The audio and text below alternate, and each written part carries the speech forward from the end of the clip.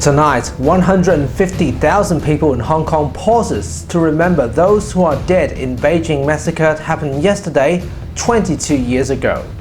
Special coverage tonight.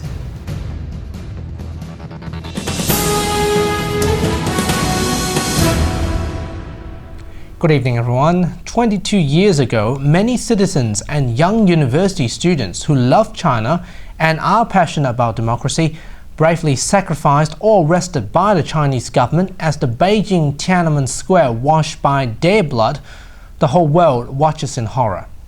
Yesterday evening, hundreds and thousands of Hong Kong citizens turned up for the June 4th memorial service in Hong Kong, Victoria Park, hoping that democracy will soon approach to China and those who are still imprisoned will be released. Hong Kong correspondent William Mann reports. The candlelight in Hong Kong Victoria Park is brightened up the city to those students and citizens who were killed or imprisoned during the Beijing massacre happened at 4th June 1989. There were so much people attending to the point that the lawn, basketball and 6 football fields in front of the stage were occupied with citizens hoping democracy will soon come to China. During the service, the organizer has played a short documentary of Hong Kong Alliance chairman Mr. Shi Towa, who passed away early this year. In the video, he reminds people that Hong Kong and China's road to democracy still have a very long journey to accomplish. He also mentioned that extra effort is needed in order to change China from the biggest single-party country in the world into the democratic state. The organizer has also played mainland China activist Ting Chi Lam's recording, asking the Chinese government to readdress the June 4 massacre. The organizer said the torch of democracy had been passed on the younger generation. I feel very much moved by the crowds attending today, especially young faces coming in, and especially when we see that lots of mainland compatriots come over to greet us, to support us. The chairman Li Yan said there are at least 150,000 people that attend tonight's candlelight vigil to mark the 22nd anniversary of the Beijing massacre. William Mann, HK News in Hong Kong. Meanwhile, Hong Kong is having memorial service for the Beijing massacre. Do Australians still remember, and what do they think? I took to the streets of Perth to find out. Yesterday marks the 22nd year of the Tiananmen Massacre, when the world pauses and watched as the communist troops brutally arrest murdered protesters by shooting or rolling them over with military tanks. But do Australians remember that yesterday was the day? I don't know. I have no idea. I think it's the Beijing massacre. Interestingly, we found some people that can clearly recall. It's the disaster at Tiananmen Square. I think there were a whole lot of students protesting and wanting democracy in China. It's not a surprise that most Australians haven't forgot this piece of history, but simply put it into their memory back burners. In order to bring them a trip down the memory lane, I gave them a clue. Yeah, I remember that, yes. I was seeing it on television. It is the Beijing massacre. That's when the Chinese, the students revolted against the Communist Party in China. I remember being told that people need to speak up, and these people weren't able to speak up, and if they spoke up they would be gunned down or shot, and that's exactly what happened. Murdoch University Media School Associate Professor Martin Manhandle believes that the Beijing massacre was one of the greatest examples and one of the first locations where the power of the people is actually proclaimed. It's a very important historical moment for the whole of the world. I mean, for once we actually saw the power of the people stand up and make a statement.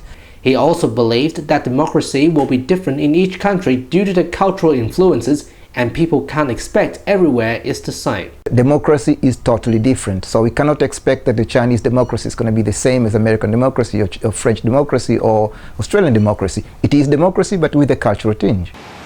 To conclude, the public together agrees that a lot of Australians take democracy for granted, and the Beijing massacre was a complete tragedy. You don't shoot on humans, or especially students, you know, they're the future of the country. We're taking it too much for granted, and that's what's happening. I think they say the price of freedom is eternal vigilance. It is something that you have to be prepared to be vigilant and careful and watchful about, otherwise you lose those rights. Ivan Leung, DHK News. Hundreds of protesters gathered at Parliament House on Thursday morning to protest for homeless people in Perth before the Commonwealth Head of Government meeting, October this year. Protesters demanded an increase on public housing, more service and facilities for the homeless people. The message of the protest outside the Parliament on Thursday was very clear. People felt the state government has done little to solve the homelessness and public housing problems in Western Australia. Many activists were not happy about the state budget released 2 weeks ago. I'm disappointed with the state's budget every year. Every year they neglect our homeless folk. Every year they do very little in terms of funding to reduce public housing waiting lists. There are thousands of vacant public houses in Western Australia, and most of them are unavailable because they need to be refurbished. Human Rights Alliance convener Jerry Drogatos accused the state government of being lazy. This is lazy bureaucracy, but the neglect in terms of funding and never starting from the bottom end up is a constant, and it needs to be changed. He also said despite Australia the wealthiest OECD nation, racism and human rights records are disgraceful. The United Nations has slammed Australia for its racism, for its discrimination, and Australia's human rights record. Green Party MP Alison Cannon addressed the protesters saying that having a shelter to live is a basic right for everyone, and she doesn't see the state budget showing any initiative to solve the problem. The money is not there. How serious is this government about dealing with this issue? Not at all.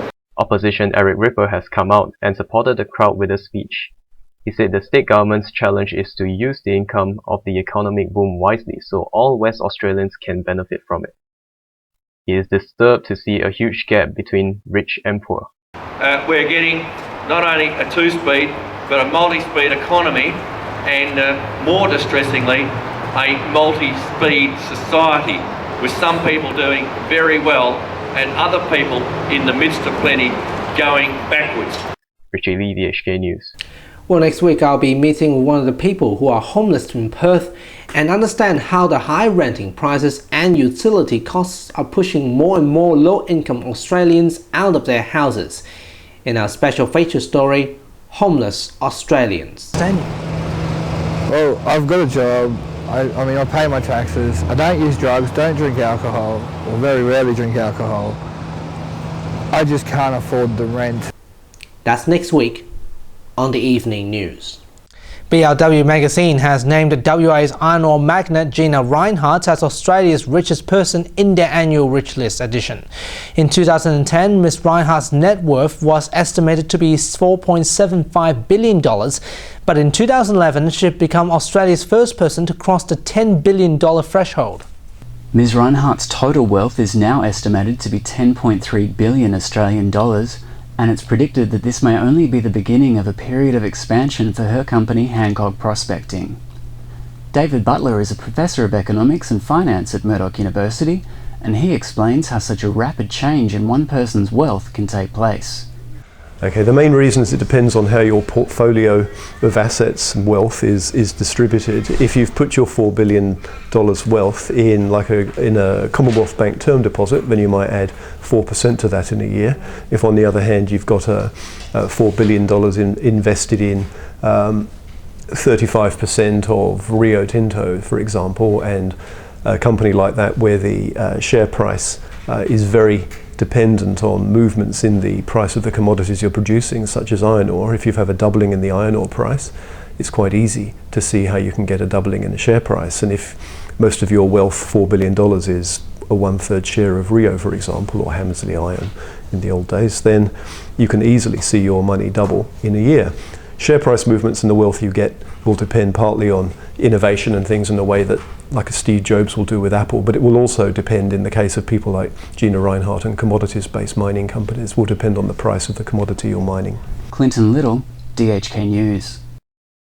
And now it's time to look at some stories that are making news in Hong Kong. The Hong Kong Airport Authority has proposed building a third runway at Chek Lap Kok Airport. The Transport Secretary, Eva Chung, warned that failing to do so could irrevocably harm Hong Kong's status as a global aviation hub. She also urged all sectors to participate in the public consultation on the expansion plan. The Hong Kong government has decided that this year's district council elections will be held on Sunday, November 6. The election committee subsector polls will take place on the following Sunday, with the winners choosing the next chief executive in 2012. A traffic policeman has been jailed for 3 years after being convicted of laundering over 2.6 million Hong Kong dollars in crime proceeds. The district court found that Wilson Ho had used 3 of his bank accounts and a jockey club account to manipulate the money between 2007 and 2009. To some international stories now. An amateur video on YouTube shows a kindergarten teacher in Mexico was keeping the kids calm while a shootout was happening outside the classroom. The video has revealed the daily violence that takes place on Mexico Street due to brutal turf wars of drug cartels is no secret. But this is a scene that yet to be witnessed, and hopefully a scene won't be repeated. South American correspondent Ramir reports. A teacher in Monterrey, Mexico had the daunting task of keeping her kindergarten class, consisting of around 15 students, safe and calm while a brutal gunfight took place just outside. The video, recorded by the teacher, showed a classroom full of very young children lying on the floor. The teacher is heard gently asking her students to keep their heads on the floor while shots are heard in the background.